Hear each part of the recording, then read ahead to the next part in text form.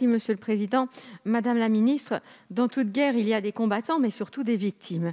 Et je crois que dans ce que le Président de la République appelait une guerre contre le virus, le monde de la culture, au même titre que les commerçants considérés pendant longtemps comme non essentiels, a subi les dégâts les plus importants.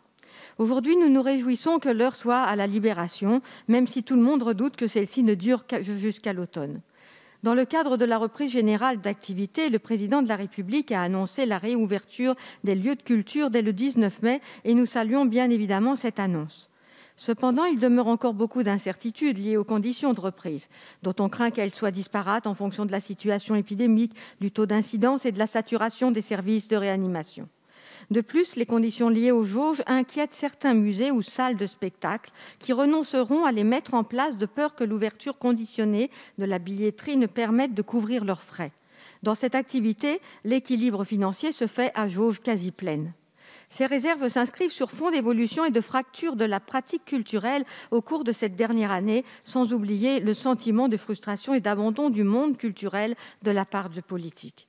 Mais c'est bien sûr sur les jauges que je voudrais vous interroger, Madame la Ministre. Le 19 mai, environ 10 millions de Français seront vaccinés et ce nombre ne cessera d'augmenter jusqu'à la levée des restrictions le 30 juin. La campagne vaccinale va encore s'accélérer et l'on prévoit 13 millions de personnes entièrement vaccinées au 9 juin. Sachant que les gens pleinement vaccinés ne sont, semble-t-il, plus contagieux ou ne présentent plus de risques, cela fait donc un potentiel de clients sans risque non négligeable pour les salles. Pourrait-on alors imaginer sortir les personnes vaccinées des calculs des jauges pour que les salles assurent un niveau plus proche du taux de rentabilité ? Je vous remercie. Merci. Madame la Ministre.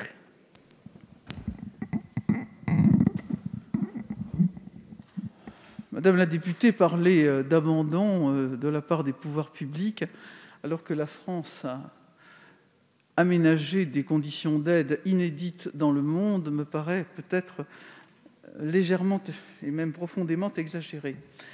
Je répète que la réouverture va concerner tous les lieux de culture sans distinction et dans une période finalement extrêmement rapprochée. La levée des jauges que vous souhaitez, je suis parfaitement consciente que dans certains établissements, c'est une jauge pleine qui permettra d'atteindre la rentabilité financière. Mais cette limitation des jauges, elle se termine au 1er juillet. Donc véritablement, on va arriver très vite à cet équilibre financier que vous souhaitez, à condition évidemment que les Français retrouvent le chemin de ces lieux de culture et qu'on leur propose, mais ça je n'en doute pas, des programmes attrayants.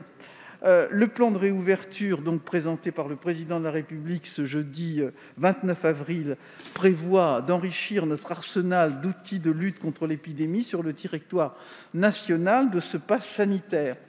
Il vise à faciliter les réouvertures, la reprise des activités dans les situations les plus à risque de diffusion épidémique, alors que le virus continue de circuler très activement sur notre sol. Donc un pass qui vise à réduire drastiquement les risques liés à la réouverture à compter du 9 juin d'activités regroupant un nombre important de personnes, selon un seuil apprécié à 1000 personnes, sans lequel nous aurions vraisemblablement été conduits à différer l'échéance d'ouverture.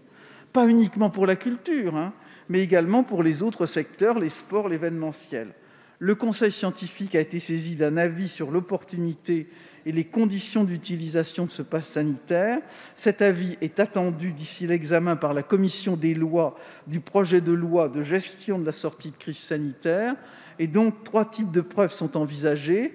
Les preuves de tests négatifs, les preuves de tests positifs permettant d'indiquer l'immunité de la personne qui a déjà été infectée et les certificats de vaccination.